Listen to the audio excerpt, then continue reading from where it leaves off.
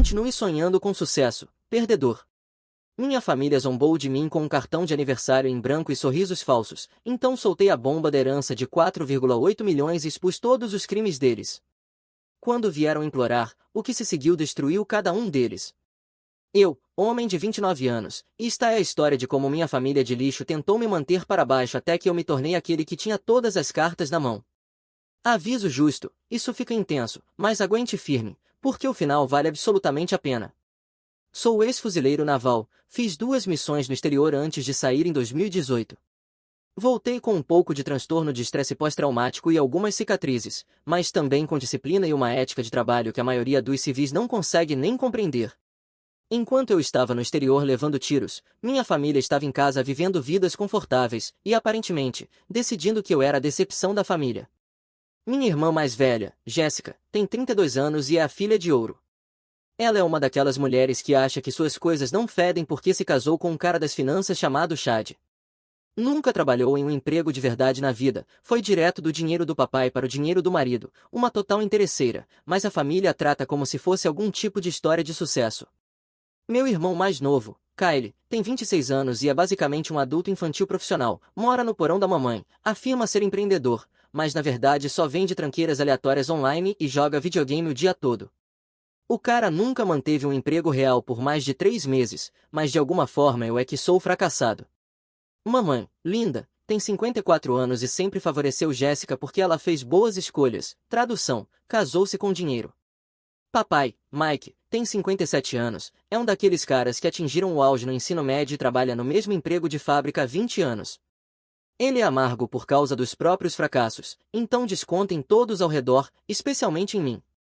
Quando saí do exército, usei meus benefícios de veterano para conseguir um diploma em administração de empresas enquanto trabalhava à noite em um armazém. O trabalho no armazém era brutal, carregando caminhões por 12 horas e depois aulas durante o dia. Eu vivia com talvez 4 horas de sono por 2 anos seguidos, mas me ensinei sobre investimento imobiliário, planejamento financeiro, análise de mercado, basicamente qualquer coisa que pudesse me ajudar a construir riqueza. A grande virada veio quando comecei a estudar propriedades comerciais em dificuldades. Esses são prédios que estão falhando ou mal administrados. A maioria dos investidores evita porque são complicados e arriscados, mas meu treinamento militar me ensinou a ver oportunidade onde outros veem problemas.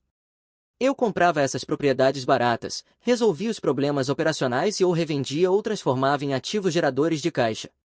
Em 2022 eu já estava ganhando 6 dígitos como analista sênior de investimentos especializado em propriedades comerciais em dificuldades.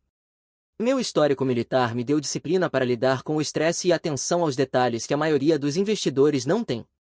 Mas minha família se importava? Claro que não. Todo encontro familiar era a mesma rotina, Jéssica se gabando da última viagem paga pelo marido, Kyle falando sobre sua próxima grande ideia de negócio e todos me tratando como se eu ainda fosse aquele garoto quebrado que se alistou porque não tinha outras opções. Eles viam minhas roupas de trabalho quando eu aparecia nos eventos de família, viam o desgaste nas minhas mãos por realmente trabalhar. Para eles, isso significava que eu ainda era um perdedor. Não conseguiam enxergar além da superfície para entender que eu estava construindo algo real. O jantar de aniversário em que tudo mudou aconteceu em março. Eu tinha acabado de fechar um negócio em uma praça de compras que me rendeu $340 mil de lucro, basicamente mais dinheiro do que meu pai havia feito nos últimos 5 anos somados. Eu finalmente estava pronto para mostrar a eles que tinha feito algo de mim mesmo. Mas como eu estava enganado sobre como isso iria acontecer. Cheguei me sentindo bem comigo mesmo pela primeira vez, negócio novo fechado, apartamento novo, finalmente tinha minha vida em ordem. Até levei bifes caros para o jantar. Jéssica esparramada no sofá rolando o Instagram, Kylie jogando algum jogo no celular com volume alto como uma criança. Olha só, o herói de guerra está aqui, Jéssica disse sem levantar os olhos, do jeito que falou herói de guerra como se fosse uma piada. O jantar foi o de sempre da mamãe, assado passado e purê instantâneo. O tempo todo Jéssica falando sobre como Chad estava sendo promovido e que estavam olhando casas. Vimos um lugar incrível ontem. 4 quartos, 3 banheiros, cozinha maravilhosa, custa apenas 850 mil, mas Chad disse que podemos pagar. Apenas 850 mil, como se fosse troco para uma casa pela qual ela nem sequer está pagando. Tentei entrar na conversa e mencionei meu negócio recente. Na verdade, acabei de fechar algo bem grande no trabalho. Comprei um centro comercial antigo, renovei e vendi com um bom lucro. Kyle levantou os olhos por exatamente 2 segundos. História legal. Quanto de lucro?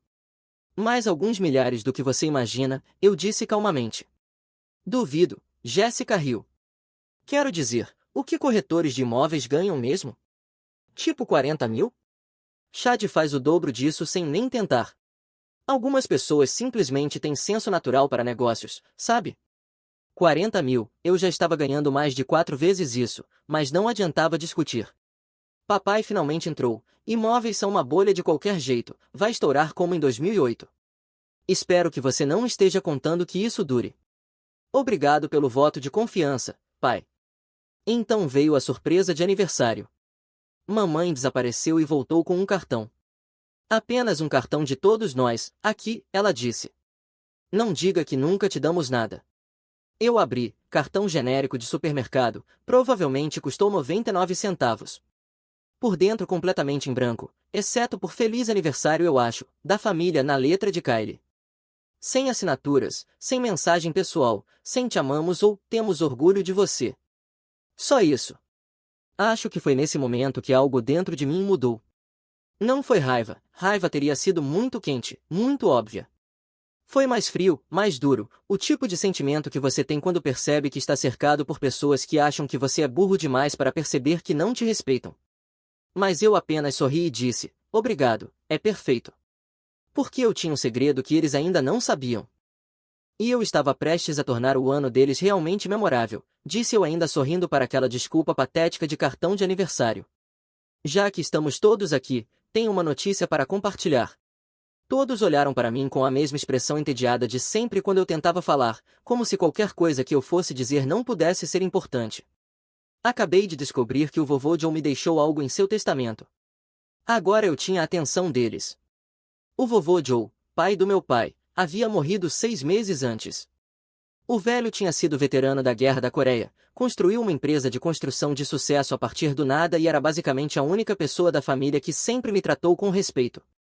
Ele entendia o que significava o serviço militar, entendia como era trabalhar duro por tudo que você tinha, enquanto o resto da família via o vovô Joe apenas como um velho rabugento que reclamava demais.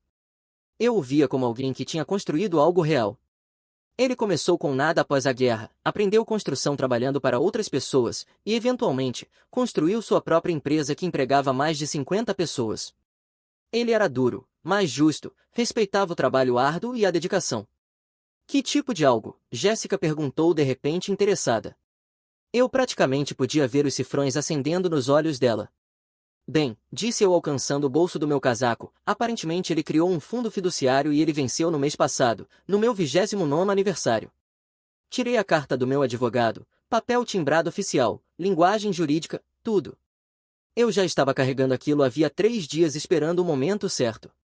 De acordo com isto, o vovô Joe me deixou toda a sua empresa de construção, 3 propriedades de aluguel e cerca de 2,3 milhões em vários investimentos. Você poderia ouvir um alfinete cair. O celular de Jéssica escorregou da mão dela e bateu no chão. A boca de Kylie estava aberta como se estivesse tentando pegar moscas. O papai realmente levantou os olhos da TV pela primeira vez naquela noite. O rosto da mamãe passou por umas 5 expressões diferentes em 2 segundos. Confusão, descrença, cálculo e, finalmente, aquela felicidade falsa que ela coloca quando quer alguma coisa. Isso não é possível, gaguejou mamãe. Ele teria nos contado, nós teríamos sabido. Aparentemente ele não queria contar a ninguém até depois de sua morte, eu disse folheando a carta como se a estivesse lendo pela primeira vez. Diz aqui que ele estava preocupado com certos membros da família tentando influenciar suas decisões se soubessem. Olhei diretamente para Jéssica quando disse essa parte. O rosto dela estava ficando vermelho. Deve haver um erro, ela disse levantando-se tão rápido que derrubou o copo de água. O vovô não faria isso, ele amava todos igualmente. Amava mesmo, perguntei, porque eu me lembro de visitá-lo todos os meses no lar de idosos, lembro de ajudá-lo com a papelada do VA quando a artrite ficou ruim, lembro de ser o único que apareceu no aniversário dele no ano passado. Isso acalou bem rápido. A verdade é que eu tinha sido o único membro da família que se deu ao trabalho de manter um relacionamento com o vovô Joe depois que ele se mudou para o lar assistido. O resto estava ocupado demais com suas próprias vidas para passar tempo com um velho que só queria falar da guerra e contar histórias de como construiu seu negócio. Onde você estava quando ele estava morrendo, Jace? Ah é. Você estava no Havaí com o Chad postando fotos de biquíni no Instagram enquanto ele estava em cuidados paliativos. Isso não é justo, ela disse, mas sua voz estava ficando estridente. Já tínhamos planejado aquela viagem, custou milhares de dólares. É, prioridades. O papai finalmente falou, deixa eu ver essa carta. Entreguei e observei seu rosto mudar enquanto ele lia. Meu advogado tinha feito o trabalho, tudo parecia completamente legítimo, porque era legítimo. Eu tinha herdado todo o patrimônio do vovô Joe, no valor aproximado de 4,8 milhões após impostos. A empresa de construção sozinha valia mais de 2 milhões, tinha contratos de 18 meses em andamento, sólida reputação na comunidade e equipamentos quitados. As propriedades de aluguel estavam em bons bairros e totalmente ocupadas. As contas de investimento vinham crescendo de forma constante havia 20 anos. Isso não pode estar certo, disse papai, mas eu podia ouvir a dúvida entrando em sua voz. Ele sempre disse que o negócio ficaria na família. Está ficando na família, eu disse, eu sou família. A última vez que verifiquei, Kylie, que não tinha dito uma palavra durante todo esse tempo, de repente se animou. Então tipo, você é rico agora? Isso é incrível, cara, devíamos comemorar, você poderia totalmente me ajudar com minha ideia de negócio. O pequeno parasita já estava tentando descobrir como colocar as mãos em parte daquele dinheiro. Eu podia ver as engrenagens girando na cabeça dele. Finalmente alguém na família tinha dinheiro de verdade e ele poderia se aproveitar em vez de realmente trabalhar. É, eu disse me levantando e arrumando o casaco, estou bem agora, obrigado pelo jantar, mamãe, e pelo cartão, realmente significa muito. Comecei a caminhar em direção à porta, mas a voz de Jéssica me parou. Espera, Ryan, quero dizer, isso é uma notícia incrível, deveríamos conversar sobre isso como família. Aí estava, 5 minutos atrás eu era a decepção da família, agora que eu tinha dinheiro de repente valia a pena conversar, de repente eu era família de novo. Conversar sobre o quê? Perguntei sem me virar. Bem, quero dizer, o vovô Joe sempre falava sobre querer ajudar todos e o Chad e eu estávamos olhando aquela casa, e o Kyle está tentando começar o negócio dele e a mamãe e o papai têm falado sobre finalmente fazer aquelas reformas em casa. Virei-me devagar, os três estavam olhando para mim com aqueles sorrisos falsos, como abutres circulando uma carcaça fresca. Até o papai tinha colocado a TV no mudo e agora prestava atenção. Ah, entendi, vocês querem falar sobre o meu dinheiro. Não é isso, disse a mamãe rapidamente, é só que família ajuda a família, certo? É o que fazemos, nos apoiamos uns aos outros. Família ajuda a família, repeti, isso é interessante. Onde estava essa filosofia quando eu comia miojo por 2 meses seguidos só para poder pagar os livros? Onde estava esse família ajuda a família quando eu trabalhava 70 horas por semana para pagar a faculdade? A sala ficou em silêncio de novo. Isso é diferente, disse Jéssica, você não precisa de todo esse dinheiro, o que uma pessoa vai fazer com 4,8 milhões? Pense em quanto bem isso poderia fazer por todos nós. E lá estava o direito que eu estava esperando, a suposição de que a minha herança era de alguma forma deles também. Sorri, vocês estão prestes a descobrir. Nas semanas seguintes eu vi minha família se transformar de parentes indiferentes nos parentes mais atenciosos que você já viu. Foi honestamente hilário, se você conseguisse apreciar a ironia. Jéssica começou a me mandar mensagens todos os dias. Ei mano, só pensando em você, como vai o novo negócio? Devíamos tomar um café em breve.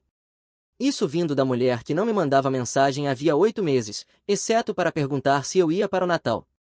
As mensagens eram tão transparentes que chegavam a ser insultantes. Vi este artigo sobre imóveis e pensei em você, seguido de um link para algum artigo aleatório da Forbes. Ou, espero que esteja se cuidando, você trabalha tanto, como se ela algum dia tivesse se importado com a minha ética de trabalho. Kylie de repente queria sair o tempo todo. Cara, devíamos ir naquele novo restaurante no centro, por minha conta claro. Quando chegávamos lá, ele misteriosamente tinha esquecido a carteira e eu acabava pagando tudo. Ele passava a refeição inteira me apresentando o esquema da semana, fosse lá o que fosse. Mamãe começou a me convidar para jantar 2 vezes por semana. Estou fazendo a sua comida favorita, dizia, como se alguma vez tivesse prestado atenção ao que era minha comida favorita. De repente ela tinha desenvolvido interesse no meu trabalho, fazendo perguntas detalhadas sobre minhas propriedades e investimentos, perguntas que nunca tinha se incomodado em fazer antes. Mas Jéssica era pior, a transformação dela era incrível de assistir. Ela passou de me chamar de fracassado quebrado a me tratar como sua nova melhor amiga da noite para o dia. Começou a aparecer no meu apartamento sem avisar, com café e doces querendo colocar a conversa em dia. Sinto que não temos estado próximos ultimamente, disse ela em uma dessas visitas, sentada no meu sofá como se fosse dela. Quero mudar isso. Sério, o que trouxe isso? Perguntei. Não sei, acho que a morte do vovô Joe me fez perceber como a família é importante, disse ela sem nem tentar soar convincente. A vida é muito curta para guardar rancores. Que rancores? Eu não estava guardando rancores, só estava cansado de ser tratado como lixo. Falando no vovô Joe, ela continuou, tenho pensado no que você disse sobre o dinheiro. Sei que isso pode soar presunçoso, mas o Chad e eu estávamos pensando, talvez você pudesse nos ajudar com a entrada daquela casa. Seria como um investimento para você, nós te pagaríamos de volta com juros. Quase ri. De quanto estamos falando? Bem, precisamos de cerca de 170 mil para a entrada, mas como eu disse, vamos te pagar de volta. O Chad está recebendo aquela promoção, então o dinheiro não vai ser problema por muito tempo. 170 mil, ela queria que eu entregasse 170 mil como se fosse nada, para comprar uma casa para ela e o marido, uma casa na qual eu nunca seria bem-vindo depois que eles conseguissem o que queriam. Vou pensar nisso, eu disse. Os olhos dela brilharam. Sério? Meu Deus, Ryan, você é o melhor, isso mudaria toda a nossa vida. Tenho certeza que mudaria. Ela começou a aparecer mais vezes depois disso, cada vez com uma nova história triste sobre por que precisavam do dinheiro imediatamente. O vendedor estava ficando impaciente, as taxas de juros estavam subindo, outra pessoa estava interessada na casa, eles já tinham dado o sinal. O de sempre, táticas de pressão que qualquer vendedor decente reconheceria na hora. Kyle não era muito melhor, inventou uma baboseira sobre abrir uma agência de marketing digital e precisava de 50 mil para começar. Quando pedi um plano de negócios, ele me olhou como se eu tivesse pedido para resolver física quântica. Plano de negócios, cara? É marketing digital, você só faz sites e tal, quão difícil pode ser? Eu tenho visto vídeos no YouTube sobre isso. Ele não tinha clientes, não tinha modelo de negócio, não tinha habilidades reais e nenhum plano além de fazer sites por dinheiro. Mas de alguma forma ele achava que 50 mil o transformaria magicamente em um empreendedor de sucesso. Até a mamãe entrou na jogada. Ela precisava de 30 mil para reformas em casa, aparentemente o telhado estava vazando, o aquecedor estava morrendo e a cozinha precisava ser remodelada. Engraçado como todas essas emergências surgiram de repente depois que eu fiquei rico. Mas eu entrei no jogo, fingi interesse nos planos deles, fiz perguntas, deixei que pensassem que eu estava realmente considerando. Porque enquanto eles estavam ocupados planejando como gastar meu dinheiro, eu estava planejando algo completamente diferente. Contratei um contador forense para investigar as finanças da Jéssica e do Chad. Acontece que o Chad não estava prestes a ser promovido, ele estava prestes a ser demitido por desviar fundos de clientes. As autoridades já estavam investigando por roubar dinheiro das contas de custódia da empresa. As empreitadas empreendedoras de Kyle eram, na maior parte, apenas fraude com cartão de crédito e venda de produtos falsificados online. Eu tinha registros de tudo, bolsas de grife falsas, eletrônicos falsificados e até medicamentos falsos. O cara basicamente comandava um sindicato do crime sozinho a partir do porão da mamãe. E a mamãe e o papai? Eles não estavam quebrados, tinham 180 mil guardados em uma conta de poupança que o papai achava que eu não sabia. Dinheiro que escondiam havia anos enquanto choravam miséria sempre que eu precisava de ajuda. Minha família não era apenas gananciosa, eram criminosos e mentirosos, e achavam que eu era burro demais para descobrir. Hora de mostrar o quão errados estavam. Deixei-os cozinhar por cerca de 6 semanas, permitindo que o desespero aumentasse. Jéssica me mandava mensagens várias vezes ao dia agora, cada uma mais desesperada que a anterior. Os vendedores da casa estariam supostamente prontos para desistir, Chad estava estressado além da conta, todo o futuro deles dependia disso. Ryan, odeio te pressionar, mas realmente precisamos de uma resposta sobre o empréstimo. Ela me escreveu numa tarde, os vendedores nos deram até sexta-feira ou vão passar para o próximo comprador. Kyle tinha começado a aparecer no meu escritório, o que era ao mesmo tempo embaraçoso e impressionante considerando que ele nunca manteve um emprego tempo suficiente para entender como funcionam ambientes profissionais. A segurança teve que escoltá-lo para fora 2 vezes depois que ele tentou me seguir em reuniões com clientes. Cara, Você está sendo muito estranho com isso, ele disse em uma dessas emboscadas. É só dinheiro, você tem toneladas agora. Por que não pode ajudar seu irmão? Mamãe estava jogando a cartada completa da culpa. Seu avô gostaria que você ajudasse a família, dizia durante nossos jantares semanais. Ele sempre acreditou em cuidar uns dos outros. É para isso que serve o dinheiro da família. Que ironia, considerando que ela tinha me dito se vira quando precisei de ajuda com a faculdade. Durante esse tempo eu estava ocupado preparando algo especial. Veja, enquanto eles achavam que eu estava apenas sentado em cima do dinheiro do vovô Joe, eu estava usando-o de forma estratégica. Eu havia adquirido mais 2 propriedades comerciais, começado uma empresa de administração de imóveis e estava em negociações para comprar uma pequena construtora. A empresa de construção era particularmente interessante, era de um cara que estava prestes a se aposentar e procurava alguém com capital e conhecimento para assumir. Meu histórico militar e minha experiência em imóveis me tornavam o candidato perfeito. Os contratos existentes sozinhos gerariam mais de 3 milhões em receita nos próximos 18 meses. Mas a melhor parte foi o que descobri sobre a empresa do Chad. Lembra que eu disse que ele estava desviando dinheiro? Acontece que a firma dele tinha sido empreiteira em vários dos meus projetos imobiliários, e parte do dinheiro que ele roubou tinha vindo de obras que eu paguei. Em outras palavras, o Chad literalmente tinha me roubado várias vezes. O contador forense rastreou pelo menos 45 mil em cobranças fraudulentas de projetos onde eu era o cliente. Isso me deu algumas opções legais muito interessantes. Finalmente decidi que era hora. Liguei para Jéssica e disse que estava pronto para discutir o empréstimo. Meu Deus, sério Ryan, você está salvando nossas vidas. Quando podemos nos encontrar? Que tal o jantar de domingo na casa da mamãe? Podemos todos sentar e discutir os detalhes. Perfeito, vou levar a papelada, o Chad vai ficar tão aliviado. O domingo não chegou rápido o suficiente. Cheguei à casa da mamãe naquela noite carregando uma pasta, a família inteira estava lá, além do Chad que eu nunca tinha visto tão nervoso. Claramente já tinham discutido a estratégia antes de eu chegar, percebi pela forma como todos olharam quando entrei, como se tivessem sido pegos planejando algo. Ryan, disse a mamãe me abraçando com a mesma sinceridade que o sorriso de um vendedor de carros usados, estamos tão animados para ouvir o que você decidiu. Sentei-me à mesa da cozinha e abri a pasta.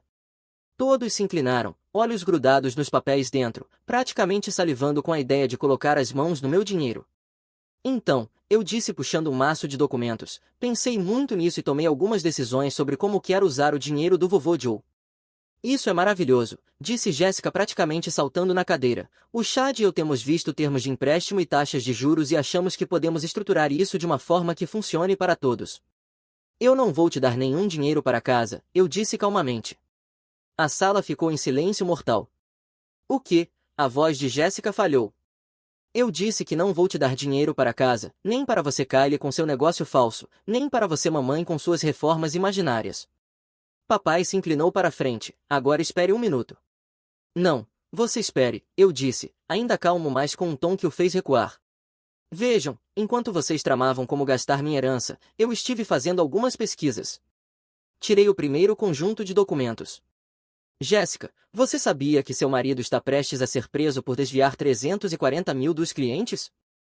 As autoridades o estavam observando havia 3 meses. Chad ficou branco como um papel. Jéssica agarrou o braço dele. Isso não é verdade, diga que não é verdade. Chad não conseguia nem olhar para ela, apenas encarava a mesa como se quisesse desaparecer dentro dela. Kylie, continuei puxando mais papéis, interessante modelo de negócio que você tem aí, vendendo produtos de grife falsificados e usando números de cartões de crédito roubados para comprar estoque. Tenho recibos de 2 anos. Kylie começou a suar. Cara, eu não sei do que você está falando. Os inspetores postais estão montando um caso. Você está olhando para acusações federais de fraude postal, fraude eletrônica e tráfico de produtos falsificados. Isso dá uns 15 anos se decidirem processar tudo. Virei-me para meus pais, mamãe, papai, bela conta poupança que vocês têm escondida. 180 mil é muito dinheiro para pessoas que dizem que não podiam ajudar o filho a pagar a faculdade. A boca da mamãe abria e fechava como a de um peixe fora d'água, o papai apenas me encarava com um olhar de puro choque. Então é o seguinte, eu disse empilhando os papéis, vocês todos vão me deixar em paz, vão parar de fingir que se importam comigo e vão aceitar que eu não devo nada a vocês. Você não pode fazer isso, gritou Jéssica, finalmente perdendo totalmente a compostura. Somos família, você tem que nos ajudar. Eu não tenho que fazer nada, disse eu me levantando, mas vou fazer algo, algo que o vovô Joe apreciaria. Tirei um último documento. Vou doar metade da herança para o Hospital da Administração de Veteranos onde o vovô Joe passou seus últimos meses. Eles vão usar para construir uma nova ala de tratamento de TEP. Os gritos que se seguiram foram espetaculares. Jéssica perdeu completamente a cabeça, me chamando de todos os nomes possíveis. Kyle tentou arrancar os papéis da minha mão como se isso fosse mudar alguma coisa. Mamãe começou a chorar dizendo como o vovô Joe ficaria desapontado. Mas a melhor parte foi ver o Chad escorregar silenciosamente pela porta dos fundos enquanto a esposa surtava. Ele sabia que as paredes estavam se fechando. E a outra metade, continuei elevando a voz sobre o caos, vou usar para expandir meu negócio. Acabei de comprar a Mitchell Construction, sabem, a empresa que vem competindo contra a firma do Chad nos últimos 2 anos. Acontece que estavam muito interessados em adquirir alguém com capital e informação interna sobre a concorrência. Isso chamou a atenção de Chad imediatamente, ele parou no meio do caminho até a porta. Vê, Chad, quando você desvia dinheiro de projetos de construção e alguns desses projetos por acaso são meus, isso te torna não apenas um ladrão, mas especificamente alguém que roubou de mim. Meu advogado acha que temos um excelente caso tanto para acusações criminais quanto para recuperação civil. Jéssica virou-se para olhar o marido com puro horror nos olhos. Chad, do que ele está falando? Chad não respondeu, apenas correu, literalmente correu porta fora como um covarde. Peguei minha pasta e me dirigi para a porta. Obrigado pelo jantar, mamãe, foi esclarecedor. Quando cheguei à porta, a voz de Jéssica ecoou atrás de mim. Você vai se arrepender, vai voltar rastejando quando precisar de algo. Virei-me uma última vez. Não, Jéssica, quem vai é você. Não precisei esperar muito para ser provado certo. Dentro de uma semana Chad foi preso em seu escritório. As acusações de desvio de dinheiro eram apenas o começo.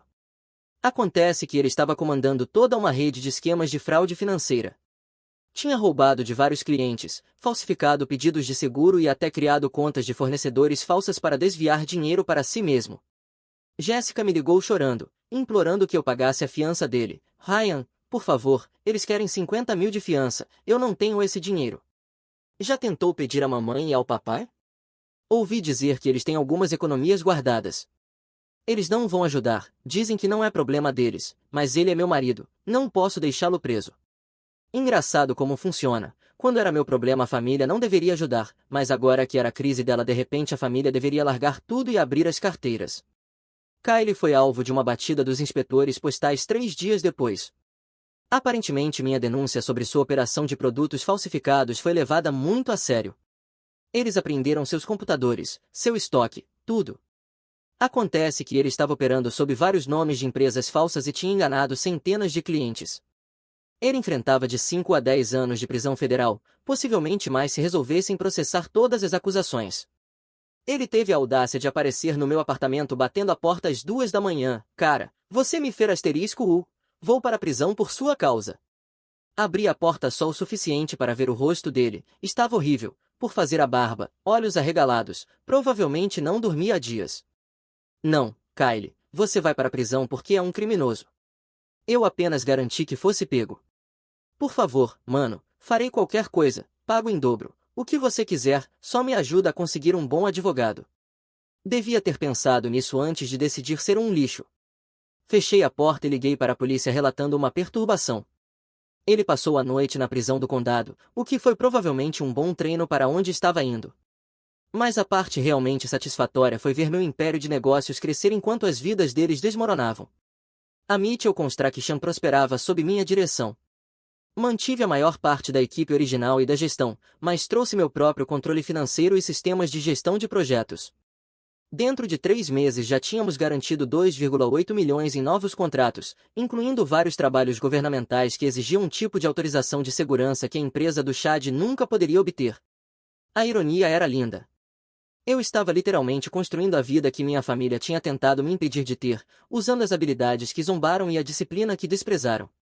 Minha empresa de administração de imóveis também estava se expandindo.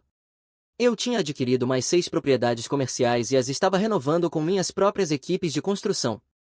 As margens de lucro eram incríveis quando você controlava os 2 lados do negócio.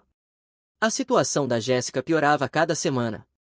Os problemas legais de Chad não afetavam apenas ele, a empresa dele estava perdendo clientes rapidamente. E os bens pessoais deles estavam sendo congelados como parte da investigação criminal. Ela passou de viver no luxo a dormir em sofás de amigos em questão de meses.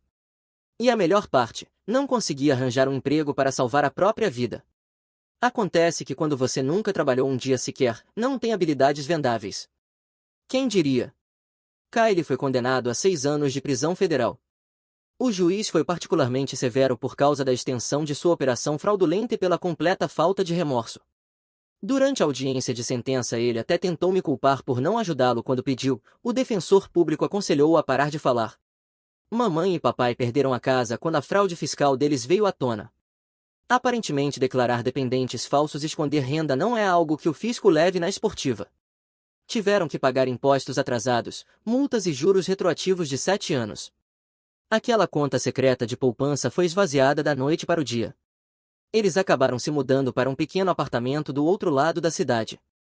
Papai perdeu o emprego na fábrica quando o empregador descobriu os problemas fiscais, algo sobre requisitos de integridade para contratos governamentais. As ligações da mamãe se tornaram cada vez mais desesperadas. Ryan querido, cometemos erros, sabemos disso agora, mas somos família. Certamente você pode encontrar no seu coração a vontade de nos ajudar a reerguer. Vocês me ajudaram a levantar quando eu estava lutando. Isso era diferente. Você era jovem, precisava aprender responsabilidade.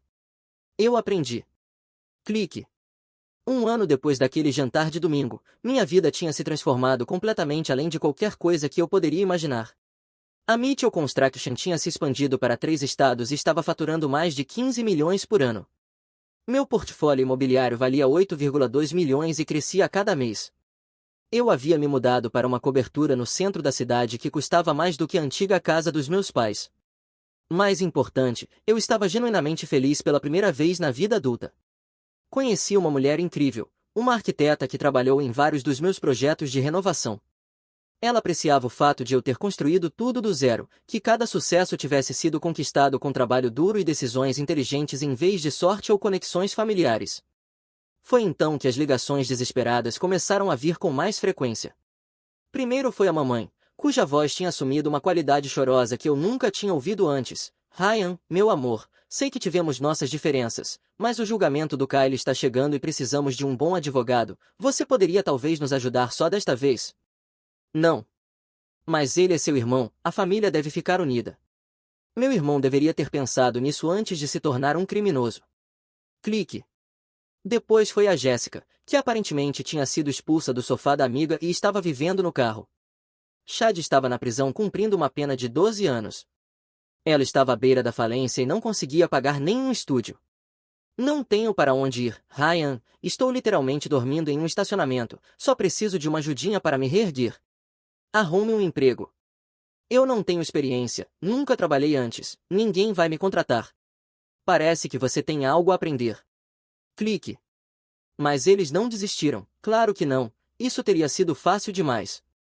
Começaram a aparecer em lugares, no meu prédio de escritórios, na minha academia, nos meus restaurantes favoritos, sempre com a mesma história triste sobre como estavam desesperados, como só precisavam de um pouco de ajuda, como a família deveria ficar unida.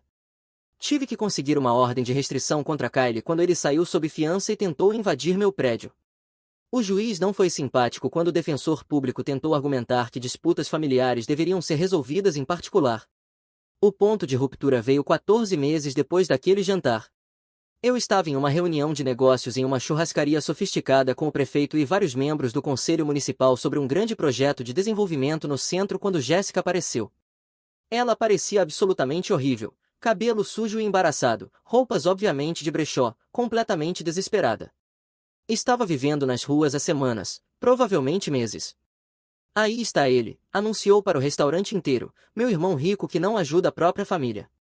O prefeito parecia mortificado, outros clientes olhavam, eu estava além de envergonhado, eu estava furioso. Jéssica, você precisa sair agora. Ou o quê? Vai chamar a segurança? Vai mandar prender a própria irmã. Ela praticamente gritava agora, lágrimas escorrendo pelo rosto. Você sabe o que é não ter nada? Ver sua vida inteira desmoronar enquanto sua família te ignora. Levantei-me devagar, caminhei até ela e falei em voz baixa, apenas para ela ouvir. Sim, na verdade eu sei exatamente como é, porque vivi isso por anos enquanto você me ignorava. A diferença é que eu não fiz outra pessoa ser responsável por resolver meus problemas. Por favor, ela sussurrou e, pela primeira vez, ouvi desespero genuíno na voz dela. Sinto muito por tudo, faço qualquer coisa, fico de joelhos aqui mesmo se você quiser, só por favor me ajude. Olhei para ela, realmente olhei. Cabelo que costumava ser perfeitamente arrumado agora estava encebado e desgrenhado, roupas de grife substituídas pelo que ela encontrava em brechós, mãos que nunca fizeram trabalho manual agora ásperas e sujas de bicos que conseguia. Por um momento quase senti pena dela, quase. Sabe de uma coisa, Jace?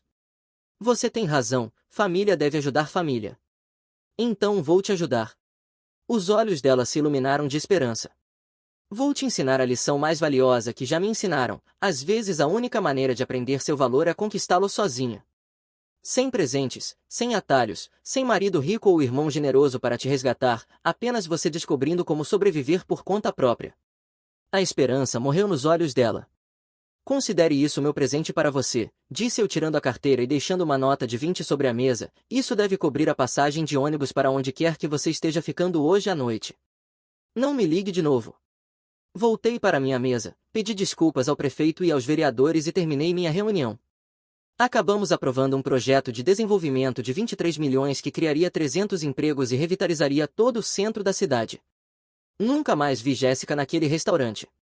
6 meses depois, Kyle foi condenado a 8 anos de prisão federal depois de violar as condições de fiança tentando aplicar outro golpe enquanto aguardava julgamento.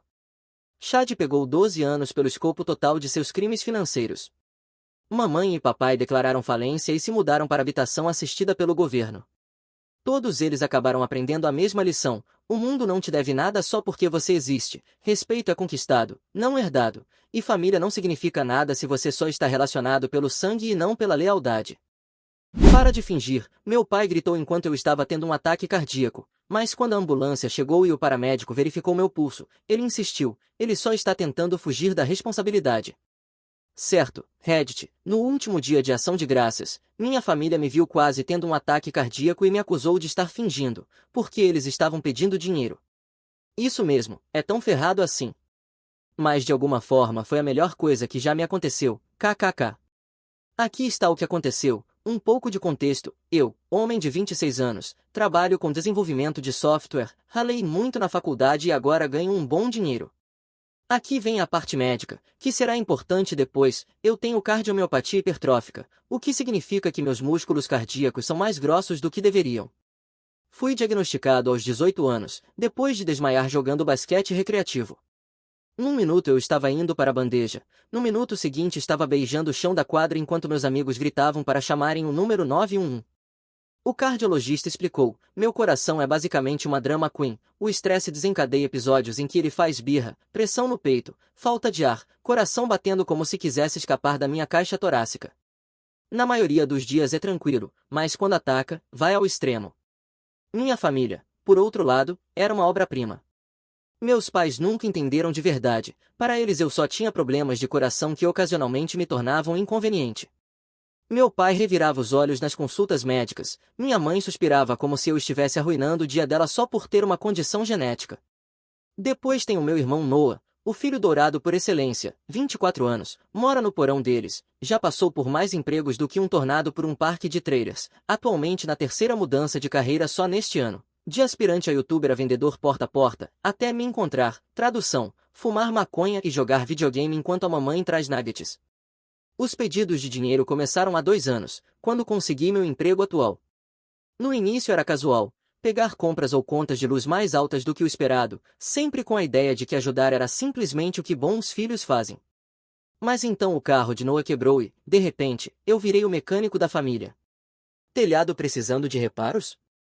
Eu era o orçamento de emergência. Todo jantar em família virava uma apresentação em PowerPoint sobre crises financeiras exigindo minha atenção imediata.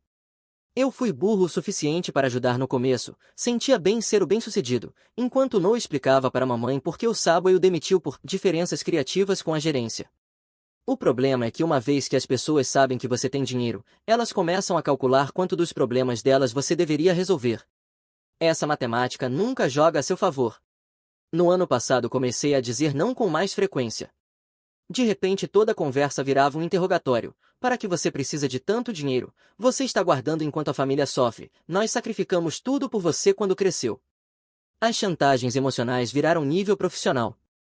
Mamãe aperfeiçoou essa rotina de passarinho ferido, falando sobre noites sem dormir preocupada com contas, enquanto eu estava vivendo a boa vida. Papai fazia comentários insinuando que eu me achava melhor que todos com meu emprego chique. Noah dava seu sorrisinho de lado. Deve ser bom não se preocupar com dinheiro, alguns de nós temos problemas reais. Então comecei a evitar os jantares de família. De repente virei o filho ingrato que abandonou as raízes. Mensagens diárias da mamãe me culpando por faltar nos almoços de domingo, recados do papai falando de responsabilidade familiar, Noah mandando memes sobre irmãos egoístas. A regra básica do meu cardiologista era evitar situações de alto conflito. Adivinha o que é o Dia de Ação de Graças? 3 semanas antes do feriado, mamãe lançou a campanha da culpa para acabar com todas as campanhas. Mensagens diárias, recados que pareciam vídeos de reféns, tudo. Você precisa estar aqui, Rick, a família vem em primeiro lugar, pode ser nosso último dia de ação de graças juntos. Noah está realmente passando por dificuldades e ver você significaria um mundo para ele. Essa última quase me fez rir. Noah e eu não tínhamos uma conversa de verdade há meses, que não envolvesse ele pedindo dinheiro ou fazendo comentários passivo-agressivos. Mas lá estava eu, quinta-feira à tarde, entrando na entrada da garagem deles como um idiota.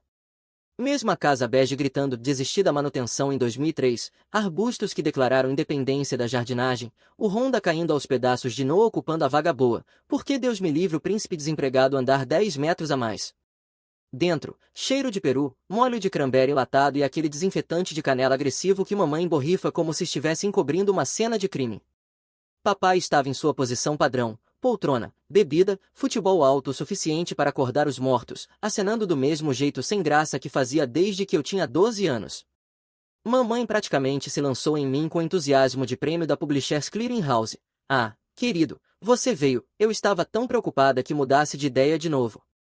Noah apareceu da cozinha com uma cerveja que claramente não era a primeira, me olhando de cima a baixo. Olha só quem decidiu nos agraciar com sua presença, deve ter sido um dia lento no mundo dos tecnocratas. O jantar foi uma aula magistral em guerra passivo-agressiva. Todo assunto virava sobre dinheiro. Papai mencionava o aquecedor fazendo barulhos estranhos, olhar significativo, mamãe falava do preço absurdo das compras, suspiro pesado, Noah fazia questão de comentar que a busca por emprego estava demorando porque ele estava sendo seletivo com as oportunidades.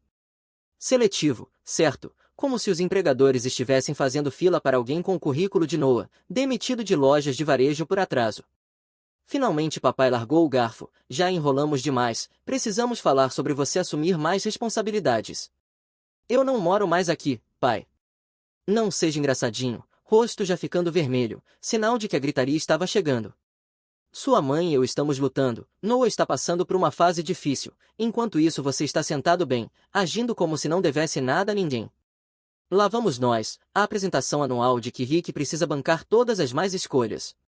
Mamãe entrou com a voz ferida, aperfeiçoada ao longo dos anos. Sacrificamos tanto por você enquanto crescia, querido, estamos apenas pedindo ajuda quando mais precisamos. Eu mantive a calma, tinha que ser assim. Eu ajudei com o telhado na primavera, comprei os pneus da mamãe em agosto, não estou ignorando a família. Isso é troco comparado ao que você poderia estar fazendo, disse Noah, se recostando como se fosse o juiz da corte. Você ganha em um mês mais do que eu vejo em um ano. Talvez se você mantivesse um emprego por mais de 3 meses, essa proporção melhoraria. A temperatura caiu 20 graus. O rosto de papai ficou vermelho como um tomate. Para mim, discussão em alto volume é o gatilho perfeito para a arritmia. Eu podia sentir começando. Você acha que é muito esperto, não é, fingindo que conquistou tudo sozinho. Meu peito começou a apertar, exatamente o tipo de situação de estresse que meu cardiologista havia alertado, confrontos familiares, emoções à flor da pele, sensação de estar preso. Mas eu não ia recuar mais. Não vou fazer isso hoje. Vai sim, disse meu pai levantando-se, apontando como se eu estivesse em julgamento. Você vai explicar por que acha que é bom demais para ajudar sua família. A pressão no peito aumentava, coração acelerando em ritmo irregular, sinal de que problemas estavam chegando. O quarto parecia menor, paredes se fechando. Nós te criamos melhor que isso, acrescentou minha mãe, lágrimas começando no momento exato. Não acredito em como você se tornou frio. Noah estava adorando cada segundo. Talvez se você parasse de ser tão pão duro com dinheiro, as pessoas realmente iam querer você por perto. Foi então que meu coração disse chega dessa merda e saiu completamente dos trilhos. A pressão no peito bateu como se alguém tivesse deixado cair um piano sobre mim. Respirar se tornou impossível, como sugar ar por um canudo. O quarto começou a girar, coração fazendo uma dança estranha que definitivamente não era normal. Preciso de ar. Senta agora, gritou meu pai, não terminamos aqui. Mas eu não conseguia sentar, a tontura piorava, suando como se tivesse corrido uma maratona. Agarrei o encosto da cadeira tentando me manter em pé enquanto meu coração tocava Jazz Fusion.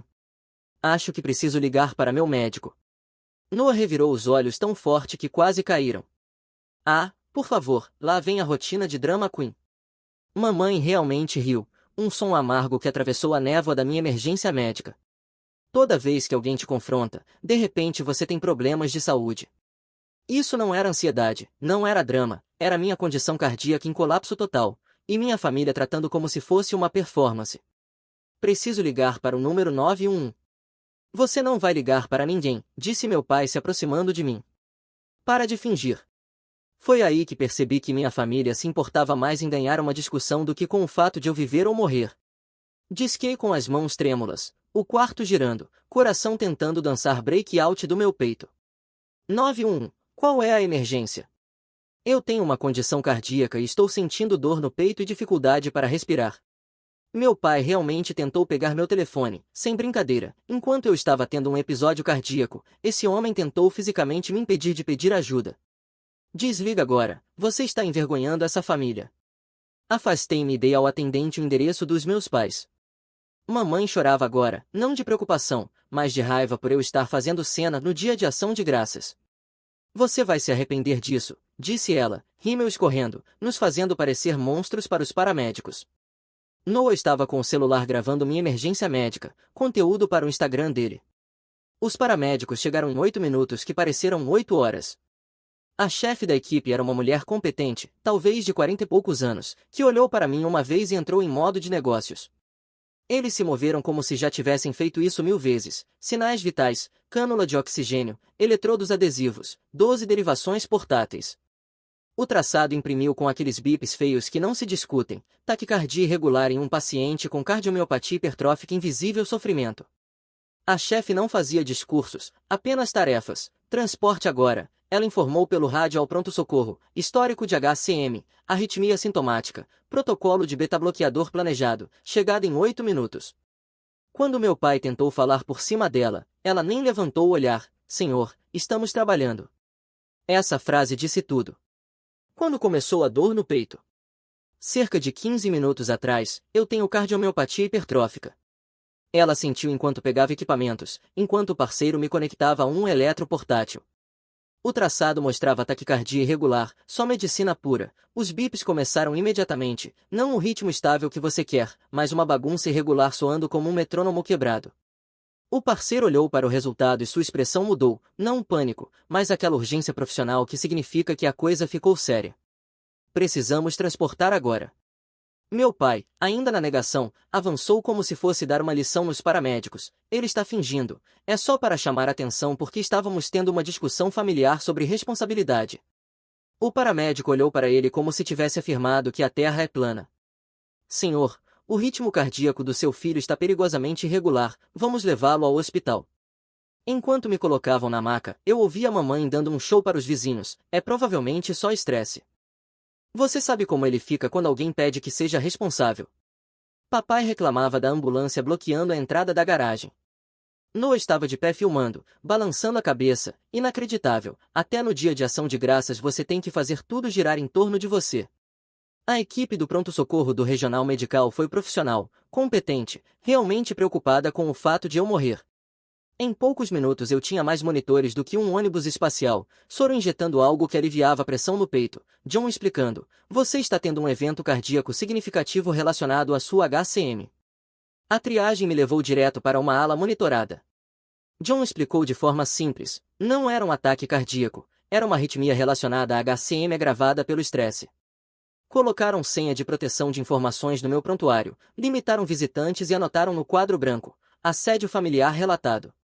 Vamos mantê-lo durante a noite para observação, seu ritmo estabilizou, mas precisamos monitorar e ajustar a medicação. Por 2 horas foi tranquilo, enfermeiras verificando, monitores apitando normalmente, ninguém exigindo que eu justificasse decisões financeiras enquanto estava ligado a aparelhos de suporte de vida.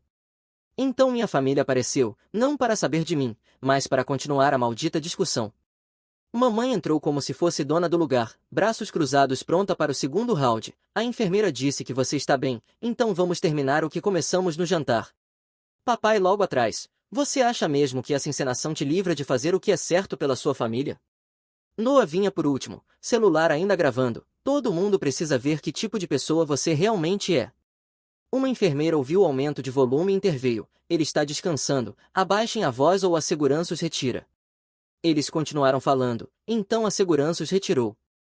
Meu celular começou a explodir por volta das 11 da noite, recados, mensagens, ligações de parentes que claramente tinham sido convocados para essa bagunça. O correio de voz de papai foi particularmente insano. Você acha que pode envergonhar sua família em público e sair impune? Vou contar a todos a verdade sobre o tipo de filho que você realmente é. Mamãe entrou em modo vítima. Não consigo parar de chorar. Meu próprio filho tentou me fazer ser presa por cuidar dele. Isso está partindo meu coração. Noah deixou uma mensagem confusa sobre como eu me arrependeria de fazê-los parecer mal na frente de estranhos. Eu salvei cada mensagem. Por volta da meia-noite, meu melhor amigo Léo apareceu. O tipo de cara que não faz perguntas quando você precisa, simplesmente surge e resolve. Ouvi dizer que você teve uma certa agitação hoje. Minha família perdeu completamente a cabeça. Eles sempre foram malucos. Irmão, a questão é o que você vai fazer a respeito. Léo trabalha em gestão de projetos e tem esse dom de cortar o caos e focar em soluções. Você documentou tudo desta noite? Mostrei minhas anotações no celular e os recados salvos. Ótimo, continue fazendo isso. Amanhã vamos falar com um advogado. Você acha que é tão sério assim, cara? Eles se recusaram a ligar para o número 91 enquanto você estava tendo um ataque cardíaco, depois apareceram no hospital para continuar te assediando por dinheiro. Sim, é sério assim. Ele passou a próxima hora pesquisando advogados especializados em assédio familiar, encontrou 3 com boas avaliações e experiência em ordens de restrição. Vou te levar às consultas na próxima semana, isso termina agora. Antes de sair, por volta das 2 da manhã, Léo falou com a enfermeira sobre restringir o acesso de visitantes e garantiu que o número dele fosse programado como meu contato de emergência. Pela primeira vez em anos eu tinha alguém do meu lado que realmente se importava se eu vivia ou morria. Foi quando percebi que não havia como voltar ao normal. O normal tinha tentado me matar. Recebi alta na manhã de sexta-feira, com novos medicamentos e ordens rigorosas para evitar estresse. Léo me buscou e dirigiu direto para nossa primeira consulta com um advogado, porque não estávamos de brincadeira. O escritório de Emily era exatamente o que você gostaria em uma advogada: diplomas na parede, aquela energia sem enrolação, significando que ela já tinha visto esse filme antes. O que você descreve é assédio clássico, com um componente de risco médico, disse ela depois de revisar minha documentação.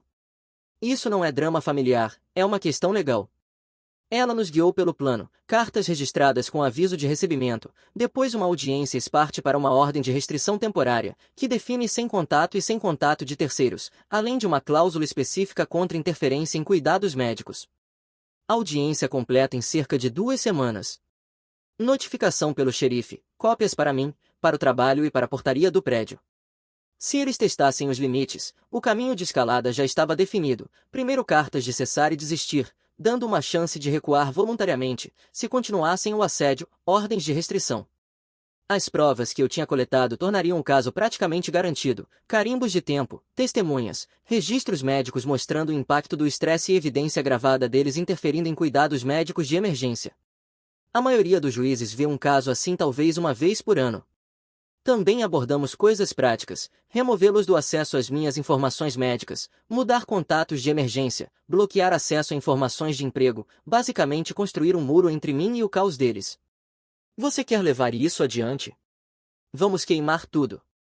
As cartas de cessar e desistir foram redigidas na segunda-feira, enviadas na terça pelo correio registrado para meus pais, Noah e até a tia Celeste, que tinha começado a mandar mensagens de culpa.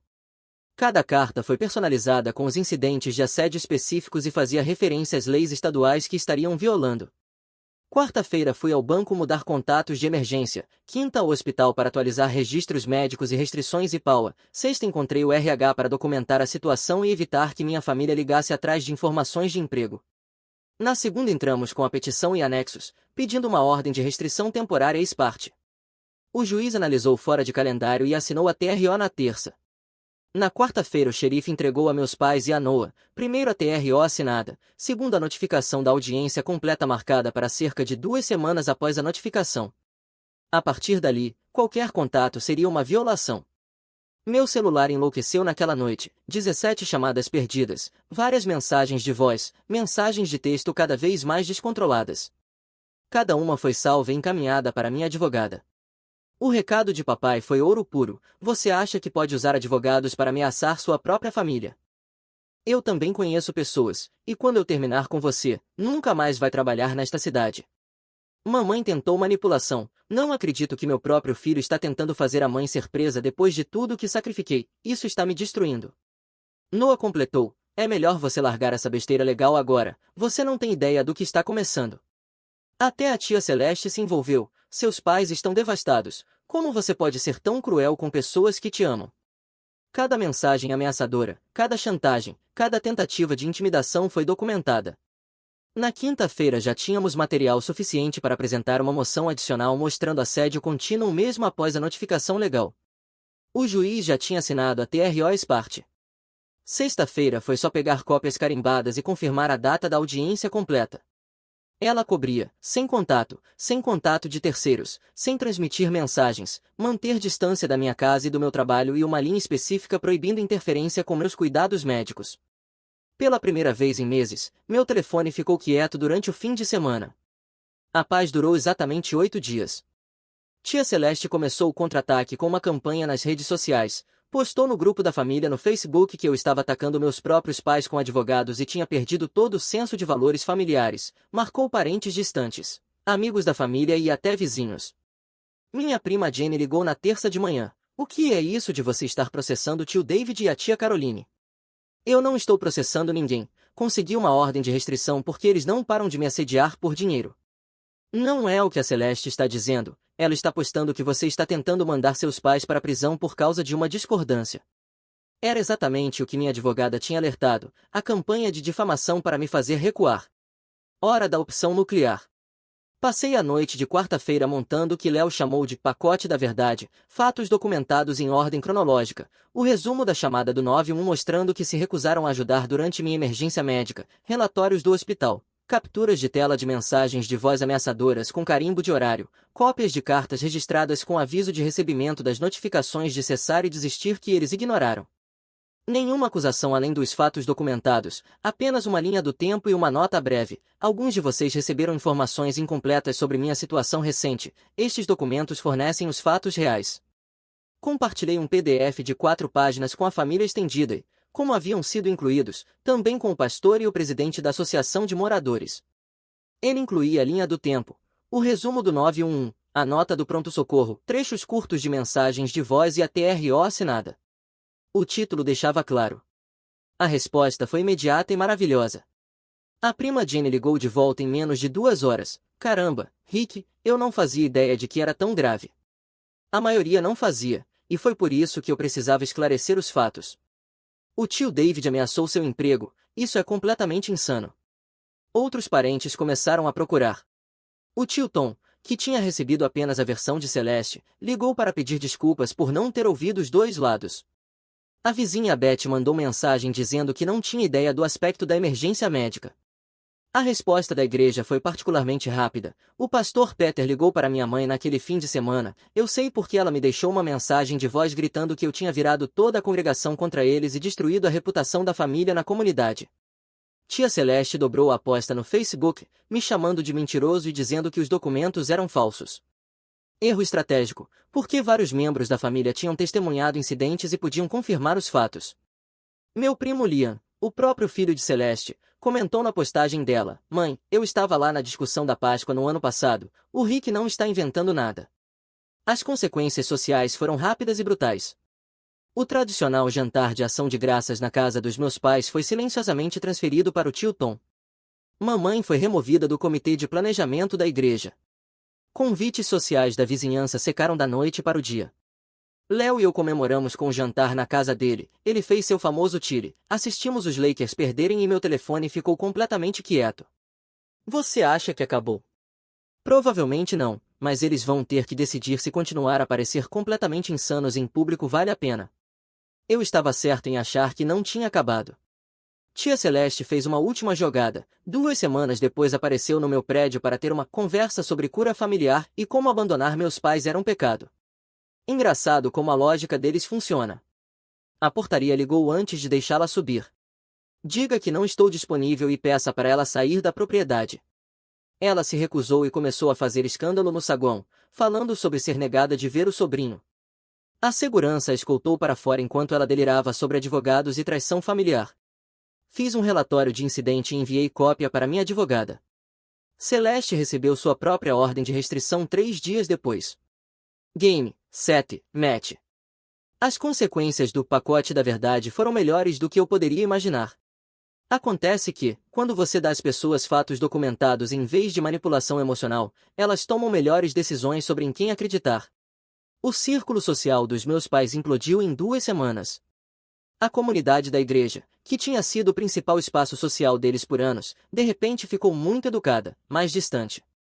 As pessoas ainda diziam olá depois dos cultos, mas convites para o círculo íntimo desapareceram. Mamãe foi silenciosamente removida da liderança do ministério feminino. O grupo masculino de papai parou de incluí-lo nas pescarias de fim de semana. A associação de moradores foi particularmente cruel. Meus pais tinham sido fofoqueiros do bairro por anos, reclamando da manutenção de propriedades, denunciando violações de código. Acontece que ninguém realmente gostava deles, apenas toleravam o drama porque era o que vizinhos fazem. Mas quando as pessoas viram provas documentadas de que se recusaram a ligar para o 911 durante meu episódio cardíaco, a tolerância virou nojo. Beth, a vizinha que morava ao lado há 15 anos, disse à prima Jenny que não conseguia mais olhar para meus pais da mesma forma. Que tipo de pessoas se recusam a ajudar o próprio filho durante uma emergência médica por causa de dinheiro? O isolamento social atingiu mamãe de forma particularmente dura.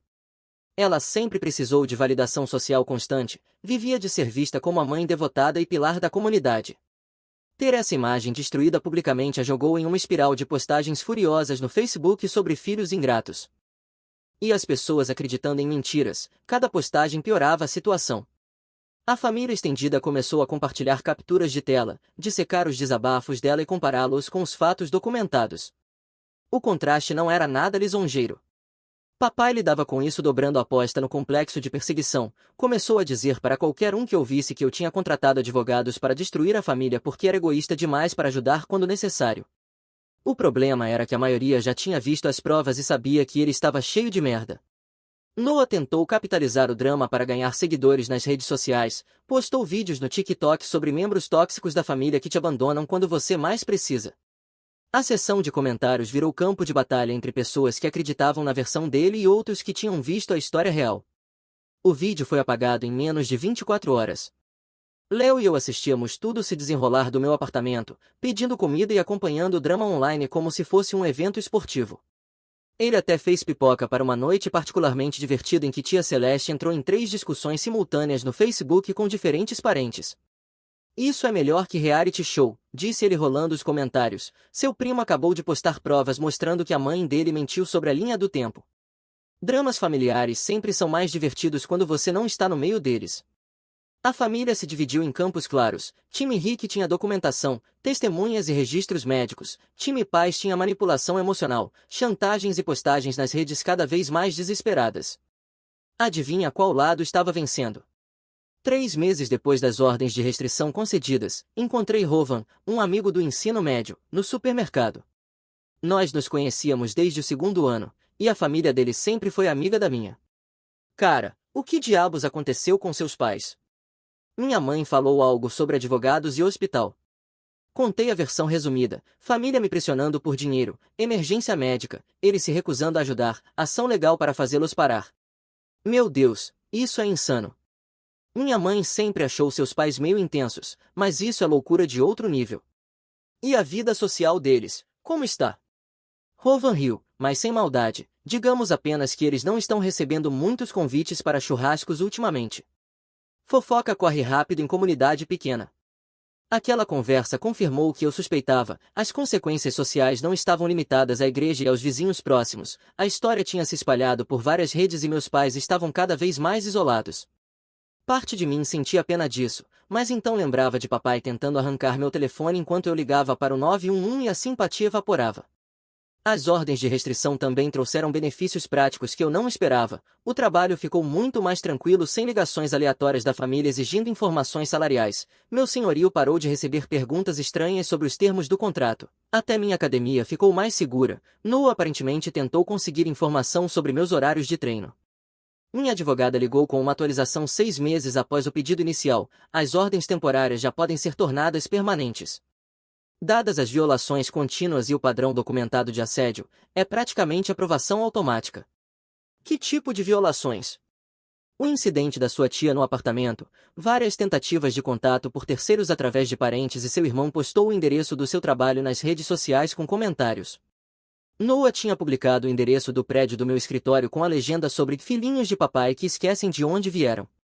A postagem ficou no ar 2 horas antes de ser denunciado o suficiente para ser retirada por assédio. E agora? Vamos entrar com pedido de ordens permanentes na próxima semana. Eles terão outra chance de contestar, mas, com as provas, a maioria dos juízes apenas carimba nesses casos. Na audiência completa, cerca de 2 semanas depois, o juiz converteu a TRO em ordem permanente mais longa.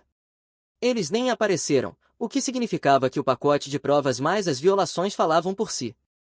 Mesmos termos, duração maior, e agora violações passavam de civis a criminais rapidamente. Parabéns, você está oficialmente livre de assédio legal. Se eles violarem essas ordens, são acusações criminais em vez de tribunal civil. Léo me levou para comemorar naquela noite. Fomos a um bar esportivo que frequentávamos desde a faculdade, pedimos comida demais e assistimos ao jogo em paz. E agora? Agora vou descobrir como é a vida sem drama familiar constante. Algum arrependimento? Pensei sobre isso. Sobre me proteger? Nenhum. Sobre como chegou a esse ponto? Sim, alguns. Eu deveria ter estabelecido limites anos atrás em vez de deixar escalar. Índice GT é 2020, irmão. O importante é que você resolveu quando realmente importava. Ele estava certo. Meu celular não vibrava mais sem parar com exigências, chantagens ou comentários passivo-agressivos. Meus fins de semana eram meus. Meu dinheiro ficava na minha conta bancária, a menos que eu escolhesse gastar. Era a paz. O isolamento social parecia estar afetando minha família. Segundo atualizações de primos, mamãe tinha começado a ver um terapeuta. Honestamente, com atraso de 2 décadas, papai se envolveu mais em atividades do sindicato. Provavelmente precisando de algum lugar para canalizar os problemas de controle, Noah conseguiu manter um emprego por mais de 3 meses, possivelmente porque não podia se dar ao luxo de ser demitido sem o suporte financeiro da família. Estavam aprendendo e crescendo? Difícil dizer, mas estavam definitivamente experimentando as consequências. E isso não foi tudo, porque o Karma decidiu fazer uma visita também, de uma forma muito especial. 3 meses depois que as ordens de restrição se tornaram permanentes, Léo ligou com uma notícia que mudou todo o jogo. Cara, você já ouviu falar do seu pai, número? Eu realmente não me importo. Não, escuta, seu pai está com câncer de pulmão em estágio 3. Silêncio. Tá falando sério? Juro por Deus. Senti aquela pressão familiar no peito, mas dessa vez não era minha condição cardíaca, era apenas a bagunça complicada de emoções que vem com uma notícia dessas. Papai tinha fumado como uma chaminé por 30 anos antes de parar, então não era totalmente chocante, mas câncer ainda é câncer. Como você descobriu? Jenny postou no Facebook pedindo orações. Parece que o diagnóstico é recente, mas a linha do tempo do tratamento é agressiva.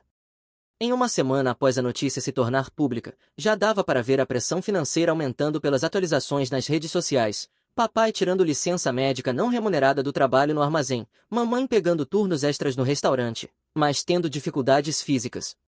As contas médicas já estavam se acumulando antes mesmo do tratamento sério começar. Noah, No seu estilo típico, respondeu à crise familiar saindo do porão e indo morar com a namorada. Chamou de precisar de espaço para processar, mas todo mundo sabia que ele só não queria responsabilidades de cuidador. 2 semanas depois do início da quimioterapia de papai, meu celular tocou com um número da mamãe. Deixei ir para a caixa postal. Rick, eu sei sobre a ordem de restrição, mas isso é maior do que nossos problemas. Seu pai está muito doente e com medo. Precisamos conversar. A mensagem de voz era diferente, menos exigente, mais desesperada, mas ainda tentando manipular a situação. Mais 3 ligações naquela semana, depois Noah tentou a sorte. Olha, eu sei que tivemos nossos problemas, mas papai está realmente sofrendo, a família precisa se unir agora. Até tia Celeste se meteu, apesar da própria ordem de restrição, mandando mensagens através de Liam sobre como eu precisava ser a pessoa maior e ajudar com as despesas médicas. A tentativa final veio diretamente do próprio papai, uma mensagem de texto provavelmente porque ele achou que isso não violaria tecnicamente a ordem de não contato. Filho, estou com medo, os médicos dizem que o câncer é agressivo e descobrimos tarde. Sei que não fui perfeito, mas preciso da minha família agora. Podemos deixar o passado para trás. Mostrei a mensagem a Léo durante o almoço no nosso lugar habitual. O que você está pensando? Que é triste, mas não muda o que eles fizeram. Câncer não transforma alguém em uma pessoa diferente. São as mesmas pessoas que se recusaram a ligar para o 91 enquanto eu tinha um ataque cardíaco. Exatamente. Liguei para minha advogada naquela tarde para discutir as implicações legais. A ordem de restrição ainda estava ativa, e qualquer resposta poderia ser interpretada como reabrir a comunicação.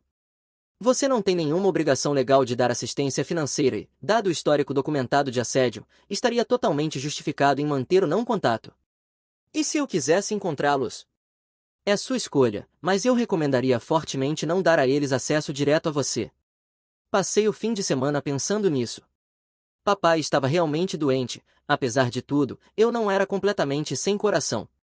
Mas também não consegui esquecer dele tentando arrancar meu telefone durante a ligação para o 911 ou dizendo aos paramédicos que eu estava fingindo um episódio cardíaco. Na manhã de segunda-feira, tomei minha decisão. Liguei para Jenny, quero contribuir para o fundo médico do papai, mas não vou lidar com eles diretamente. Quanto você está pensando? $5.000, uma contribuição única.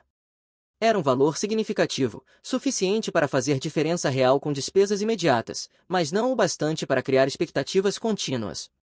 Jenny cuidou da transferência pelo GoFundMe que a família tinha criado. Fiz a doação anonimamente, mas a notícia chegou aos meus pais em poucas horas. A resposta foi imediata e previsível. Papai ligou deixando uma mensagem chorosa dizendo que isso provava que eu ainda era da família e que poderíamos resolver tudo.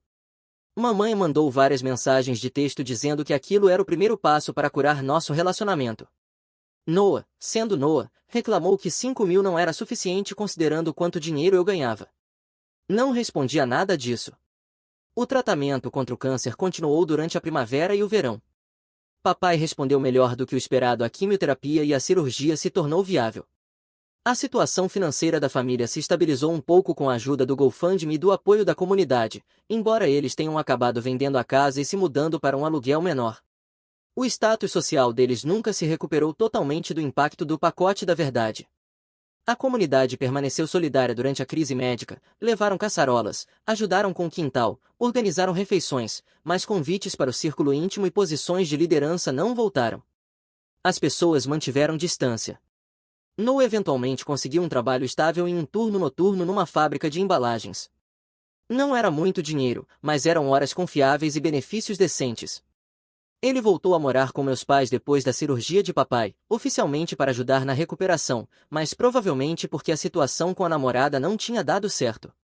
O verão trouxe outra onda de tentativas de contato indireto, cartões do Dia dos Pais enviados por meio da Jenny, votos de aniversário passados por parentes bem-intencionados, convites para reuniões de família com promessas de que todos só queriam seguir em frente e focar no que era realmente importante. Recusei tudo. Léo e eu fizemos uma viagem de fim de semana para a costa em agosto, bom tempo, frutos do mar excelentes, zero drama familiar. Estávamos sentados na varanda do hotel no sábado à noite quando ele fez a pergunta que eu vim evitando: você algum dia vai perdoá-los? Já perdoei, de certa forma, só porque eles não valem minha saúde mental. Mas isso não significa voltar a como era antes. Eles nunca vão entender a diferença. Um dia vão. O câncer de papai entrou em remissão naquele outono. Exames limpos, sangue estável, projeções otimistas da oncologia. A família comemorou na casa do tio Tom. Vi as fotos nas redes sociais, mas não fui convidado, o que estava perfeitamente bem para mim. 2 anos depois, continuo na mesma cidade, ainda indo bem no trabalho, ainda próximo do Léo. Minha condição cardíaca é totalmente controlável, desde que eu evite estresse desnecessário. E adivinha? Cortar pessoas tóxicas da sua vida reduz dramaticamente os níveis de estresse. Quem diria? Tenho uma rotina sólida agora, academia 3 vezes por semana, consultas regulares com o cardiologista, hobbies de verdade que não envolvem defender minha conta bancária de pessoas que acham que têm direito a ela. Voltei a tocar guitarra, algo que larguei na faculdade. A vida profissional também melhorou dramaticamente. Fui promovido 6 meses depois que a situação familiar se resolveu, em parte porque eu podia finalmente focar no meu trabalho em vez de lidar com ligações diárias sobre a última emergência financeira de alguém. Comecei a namorar uma garota, Zoe. Ela é designer gráfica, tem seu próprio apartamento, paga suas próprias contas e acha absolutamente insano exigir dinheiro de familiares. Conceito revolucionário. Às vezes encontro parentes distantes pela cidade, as conversas são breves mas cordiais. Todo mundo seguiu com suas vidas. Jenny me mantém atualizado sobre o básico, a saúde de papai está estável, mamãe trabalha meio período e lida com o envelhecimento normal, Noah continua empregado e não foi preso ultimamente. Eles perguntam de você às vezes, Jenny me contou tomando café no mês passado. E o que você responde? Que você está bem e parece feliz. Assenti. Bom. As ordens de restrição ainda estão ativas. Meus contatos de emergência são pessoas que realmente ligariam para o 911 se eu precisasse de ajuda em vez de debater se eu merecia atenção médica. Meu telefone fica quieto nos feriados, exatamente como gosto. A tentativa final de contato veio no mês passado. Mamãe ligou de um número que eu não reconhecia. Atendi. Oi, filho. Fiquei em silêncio por 1 minuto. Mamãe, por que você está ligando? Só queria saber de você. Ela falou sobre como a família tinha crescido no último ano, como a doença de papai tinha dado a todos perspectivas sobre o que realmente importava, sobre como sentiam minha falta e queriam que eu fizesse parte das vidas deles de novo. Depois, sobre como se arrependiam do que fizeram. Estamos prontos para recomeçar, sei que erramos como pais, mas sempre há chance de novos começos, certo? Não sei, mãe. Como assim? Tenho quase certeza de que você está fingindo. Ela pareceu confusa. Não, nunca fingiríamos, pois é, mãe. Vocês já me perderam como filho há 2 anos, talvez até bem antes. Acho que você deveria esquecer essa conversa de cura familiar e qualquer merda que inventem quando precisam de ajuda. Rick, você não entende. Seu pai e eu estamos sendo honestos, estamos realmente arrependidos, e eu não perdoo vocês. Silêncio do outro lado. Adeus. Perde esse número. Desliguei e bloqueei. Algumas pontes, uma vez queimadas, devem permanecer assim.